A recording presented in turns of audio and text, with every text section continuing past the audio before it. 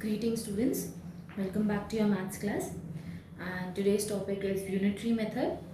Today in unitary method we will be learning one of its type, that is unitary method is actually having two methods. One is direct variation and another is indirect variation. So in today's class we will be learning about direct variation.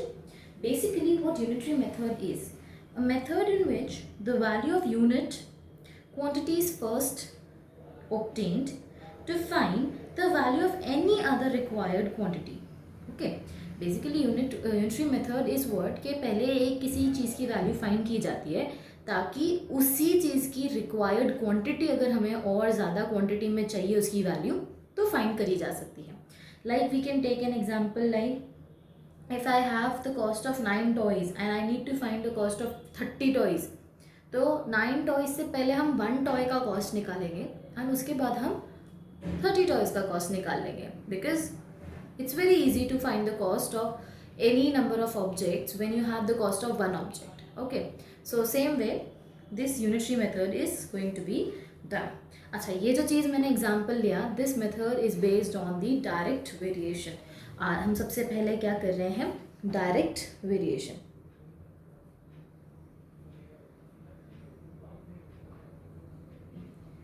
In direct variation, basically there are two quantities, quantity x and quantity y. There are two quantities, quantity x and quantity y, and they are said to be varied directly. मतलब x और y का जो एक दूसरे से relation होगा वो दोनों डायरेक्ट रिलेशन होगा. दैट मीन्स अगर एक का वैल्यू बढ़ रहा है तो दूसरी सिचुएशन में उसकी वैल्यू दूसरे वाले की भी वैल्यू बढ़ेगी. अगर पहली सिचुएशन में एक वैल्यू की पहली सिचुएशन से दूसरी वैल्यू में फर्स्ट वेरिएबल का वैल्यू अगर बढ़ रहा है तो सेम वे सेकेंड वेरिएबल का भी फर्स्ट सिचुएशन से सेकेंड सिचुएशन में वैल्यू बढ़ेगा. That means if the value of x is increasing, the value of y will also increase. If the value of x is decreasing, then the value of y will also decrease. This is what is direct variation and it is known as very directly. ठीक है, चलिए now let's take few questions regarding this, because there is nothing more to explain about this. अब ये question होता कैसे है वो देखो. सबसे पहले एक बेसिक क्वेश्चन लेते हैं, क्वेश्चन 1, जहाँ पे बोला है इफ 15 ऑरेंजेस कॉस्ट ₹110, मतलब 15 ऑरेंज का कॉस्ट अगर ₹110 है, then what do we know the cost of 39 oranges. 39 oranges की कॉस्ट कितनी होगी, आपको ये इन्फॉर्मेशन गिवन है. तो देखो, अगर आप इसके दो तरीके हैं, एक तो होता है यूनिटरी मेथड वर्ड प्रॉब्लम से. तो वो तरीका ये होता है, हमें मालूम है कॉस्ट ऑफ वर्ड प्रॉब्लम से, वर्ड से करते हैं. Cost of 15 oranges is equals to ₹110. उसी से हमने कॉस्ट ऑफ 1 ऑरेंज निकालेंगे. कैसे निकालेंगे cost of 1 orange, 110 divided by 15. Reduce करिए इसको तो you will get the value as 5 से रिड्यूस करिए, 5 3 ज़ा 5 2 ज़ा 10, 5 2 ज़ा 10. तो कॉस्ट ऑफ 1 ऑरेंज इज 22/3. ये एक ऑरेंज की कॉस्ट हो गई. तो अब अगर एक ऑरेंज की कॉस्ट हमारे पास है तो कॉस्ट ऑफ 39 ऑरेंज निकालना मुश्किल नहीं है. एक की कॉस्ट है 39 की निकालनी है. देखो, ज़्यादा की कॉस्ट दी हुई थी, कम की निकालनी थी तो डिवाइड किया. अब कम की दी हुई है, ज़्यादा की निकालनी है तो हम क्या करेंगे, मल्टीप्लाई करेंगे. तो 22/3 multiplied by 39 is equals to 3 1 ज़ा 3, 3 13 ज़ा 39. सॉल्व करो, 13 2 ज़ा 26, कैरी 2, 13 2 ज़ा 26 plus 2 28. So the cost of 39 oranges is 286. Now let's take this question in another method. जैसे अभी हमने उससे किया था ना वर्ड प्रॉब्लम से, वैसे ही हम इस क्वेश्चन को अब अलग तरीके से करते हैं. इस क्वेश्चन में देखिए क्या बोला है, if 22.5 metre of uniform rod weighs 85.5 kg. अगर एक हमारे पास रॉड है जिसका लेंथ हमारे पास, मतलब if this rod is this big and the length of this rod is 85.5 kg।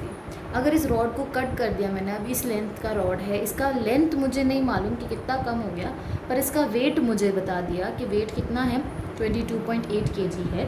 तो अब इसका लेंथ मुझे पता लगाना है। तो basically what we will do is, let's take, let the length of rod be x and weight of rod be y।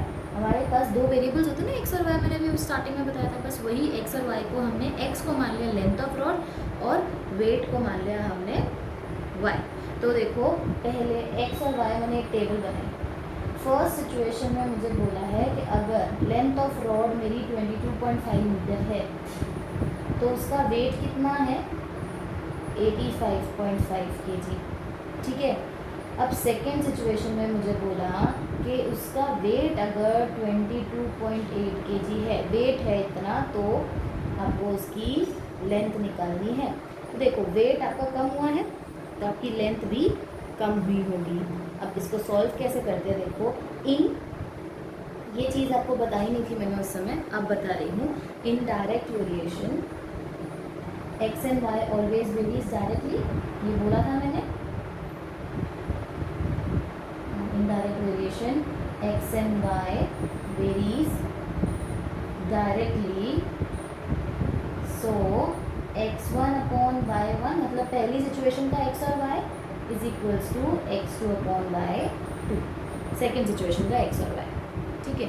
x1 मेरा कितना था, 22.5 upon 85.5 is equals to x2 मेरे पास नहीं था, y2 कितना था, 22.8। अब इसको सॉल्व करो तो ये वाली वैल्यू यहाँ डिवाइड करिए, इसको यहाँ ले आते हैं ताकि मल्टीप्लाई कर ले। तो 22.5 upon 85.5 into 22.8 is equals to x2। इससे x2 का वैल्यू मिल जाएगा। सॉल्व करिए तो सॉल्व करोगे तो देखो न्यूमरेटर और डिनोमिनेटर का, यहाँ पे दोनों में न्यूमरेटर और डिनोमिनेटर में एक एक डिजिट है डेसिमल के बाद, तो वो दोनों रिमूव हो जाएगा। तो it will become 225 upon 855 into 22.8। So after removing the decimal आप देखोगे तो दोनों 5 की टेबल से रिड्यूस होते हैं। तो 5 45 ज़ा 5 171 ज़ा। Now they both can be reduced from 3 as well as 9 also. तो I am reducing it from 9, 9 5 ज़ा 45, 9 19 ज़ा 171। नाउ अब ये 5 और 19 दोनों एक दूसरे से रिड्यूस नहीं होते, बट 228 अगर हम इसे 228 माने तो yes 228 and 19 is divisible by 19, 19 1 ज़ा 19, 19 12 ज़ा 228 होता है, तो ये हो जाएगा 1.2। ओके। तो x2 का वैल्यू कितना आ गया, 6। अच्छा x क्या था हमारा, लेंथ ऑफ रॉड, लेंथ का यूनिट कितना था, 5 मीटर्स। तो अगर आपका वेट उस रॉड का 22.8 kg था तो उसका लेंथ कितना रहेगा, 6 मीटर्स का लेंथ का रॉड होगा, उसका वेट 22.8 kg होगा। Now let's take another question. The question is having, I'm not going to write the question now from now, so I'll read out the question. If the weight of 6 sheet of a paper is 162 grams, मतलब ऐसे हमने 6 papers रखे हैं एक दूसरे के ऊपर, 6 papers, so 3 4 5 and 6, all the papers weighs and measures same size and weight. ठीक है।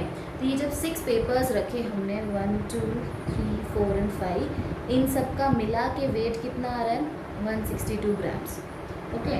तो अब बोला है, इसी में आगे बोला है कि how many sheets of the same quality paper would weigh, ऐसे कितने पेपर्स रख दूँ मैं एक साथ, I don't know how many papers I will be needing, तो इनका वे कितना होगा, 135 ग्राम्स।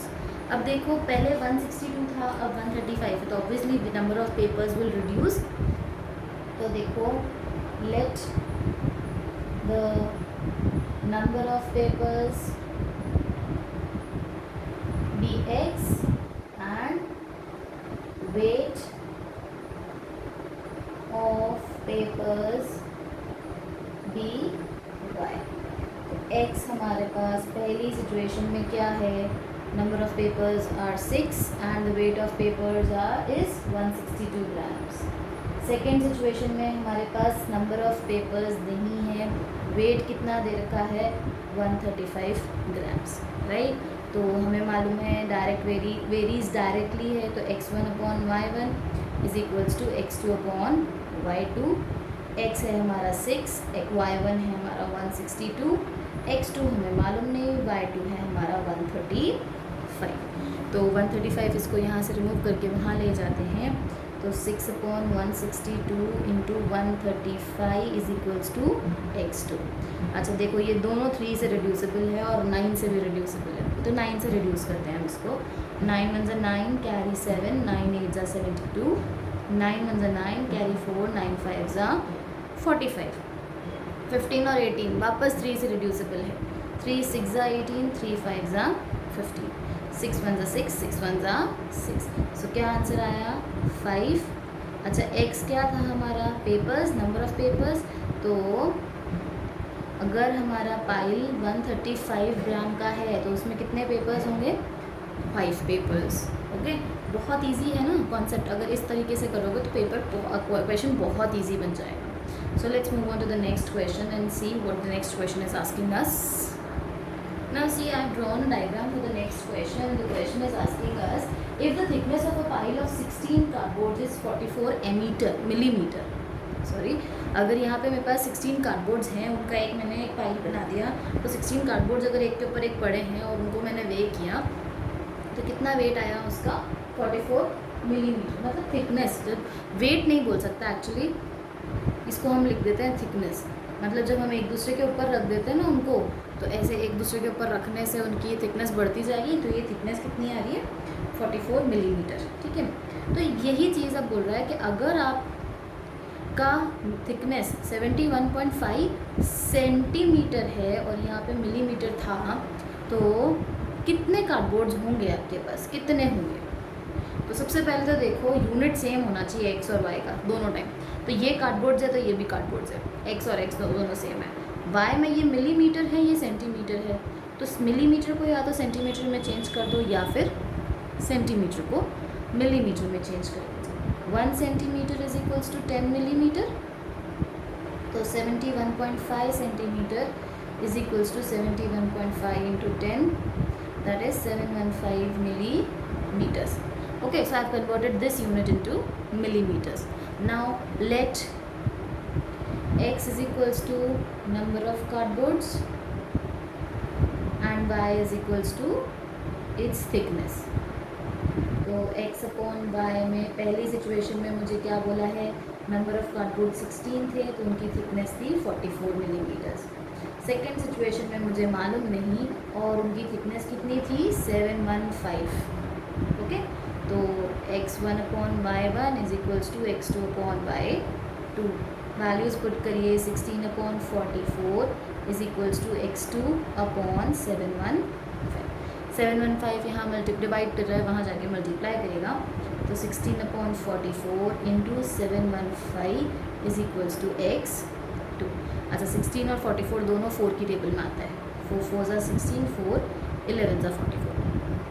11 और 715 का क्या रिलेशन, दोनों 11 की टेबल में आता है। 11 1 ज़ा 11, 11 6 ज़ा 66, कैरी 5, 11 5 ज़ा, तो बचा क्या 4 इंटू 65, 4 5 ज़ा 20, 4 6 ज़ा 24 प्लस 2 2 60। अच्छा x क्या था, नंबर ऑफ कार्डबोर्ड्स।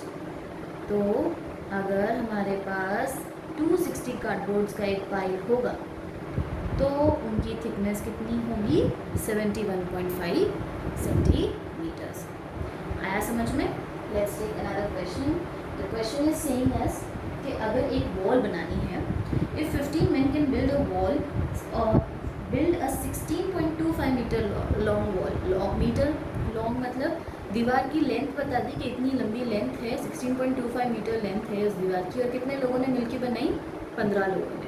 तो अब वही वॉल पे बोला है कि मतलब एक दिन में बनाया, ठीक है। तो अब एक ही दिन में कितने लोग हैं, कितने लोग, या how many man we are giving No, we are not given any number of men. How many men should be employed to build the same wall of length 26 meters? मतलब हमने 15 आदमियों को लगाया था तो 16.25 मीटर लंबा वॉल बनाया. अब कितने आदमियों को लगाऊं तो 26 मीटर लंबा वॉल बन जाए.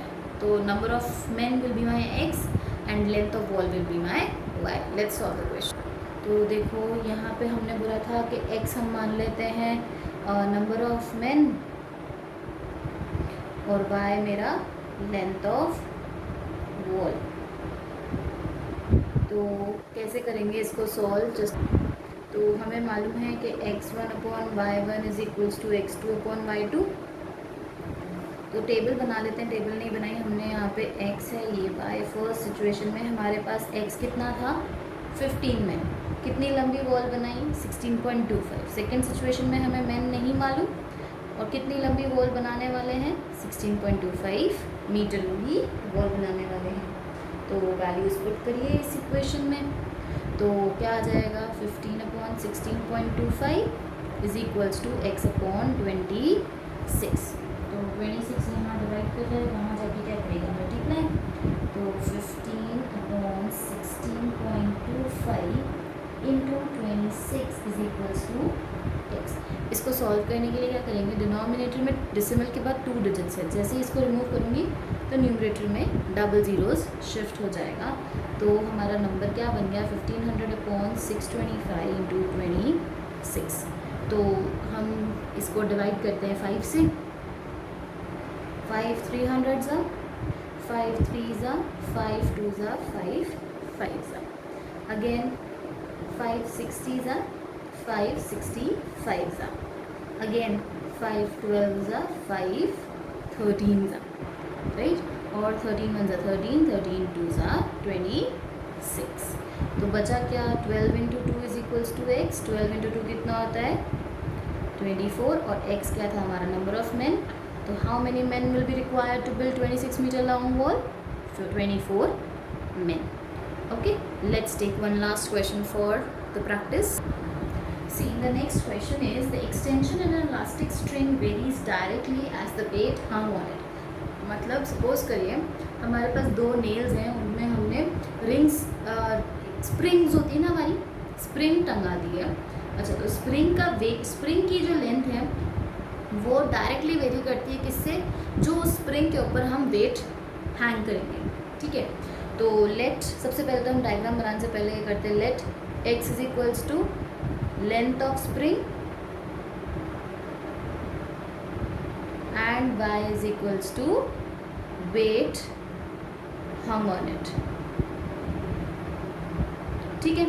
तो अब बोला है if a weight of 150 gram produces an extension of 2.8 centimetre. मतलब मैंने पहली जो रिंग थी मेरी, ये मेरी पहली रिंग है, इस पे मैंने एक यहाँ पे ये एक प्रोडक्ट या कोई भी ऑब्जेक्ट हैंग किया है.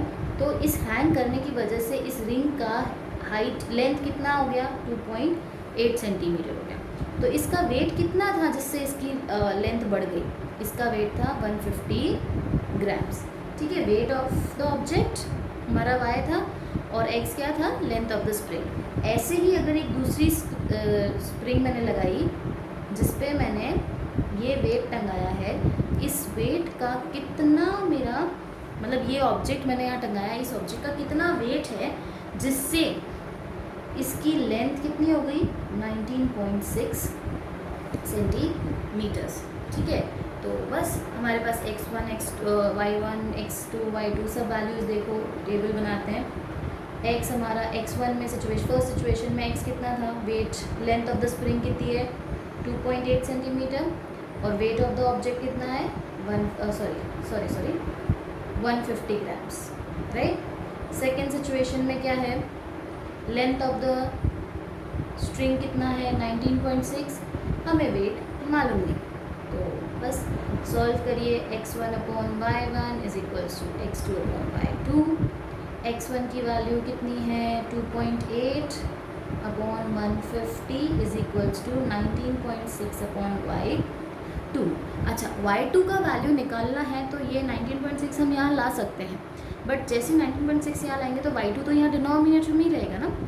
तो instead of bringing this 19.6 over here, let's bring this y2 from here to that side. तो ये यहाँ डिवाइड करो तो यहाँ के मल्टीप्लाई करेगा, तो 2.8 upon 150 into y2 is equals to 19.6.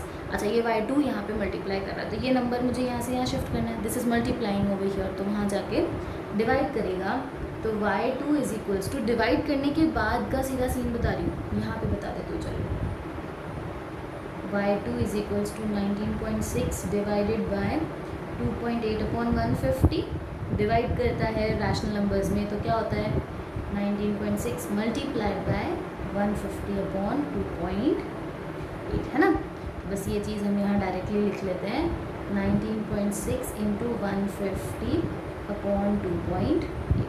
Numerator में भी डेसिमल के बाद 1 डिजिट है, डिनोमिनेटर में भी डेसिमल के बाद 1 डिजिट है. Decimal removed. दोनों इवन नंबर्स हैं, 2 से रिड्यूस करते हैं. 2 14 ज़ा, 2 98 ज़ा, 2 7 ज़ा, 2 49 ज़ा, 7 1 ज़ा 7, 7 7 ज़ा. तो 7 इंटू 150, y2 की वैल्यू कितनी आएगी? y2 की value, y2 is equals to 7 0 ज़ा 0, 7 5 ज़ा 35, 7 1 ज़ा 7 प्लस 3 1050. अच्छा, y2 क्या था? वेट ऑफ द ऑब्जेक्ट, तो ग्राम्स में आ जाएगा. तो कितना हो जाएगा उस ऑब्जेक्ट का wait? 1050 grams, or you can even find the answer as 1.05 grams. Okay, so this was your direct variation. I hope you all have understood the concept of direct variation, and you will be able to solve each and every doubt or any query or any kind of problems faced by you in direct variation. And now in next class we will be having indirect variation, where indirect variation basically will be regarding the work, time and work conditions. यहाँ पे हमारे पास labour और object, या मतलब हमारे पास क्या होता था, इसमें हमारे पास होता था कि cost of article and number of articles, work done और नंबर ऑफ मैन. इस तरीके से हमारी सिचुएशंस होती थी डायरेक्ट वेरिएशन में. इनडायरेक्ट वेरिएशन में हमारे पास इससे थोड़ा डिफरेंट सिचुएशंस हुआ करेंगी. Okay, so if you have like then, not even like, if you have understood the concept, please do hit a like and subscribe to the channel. Thank you so much.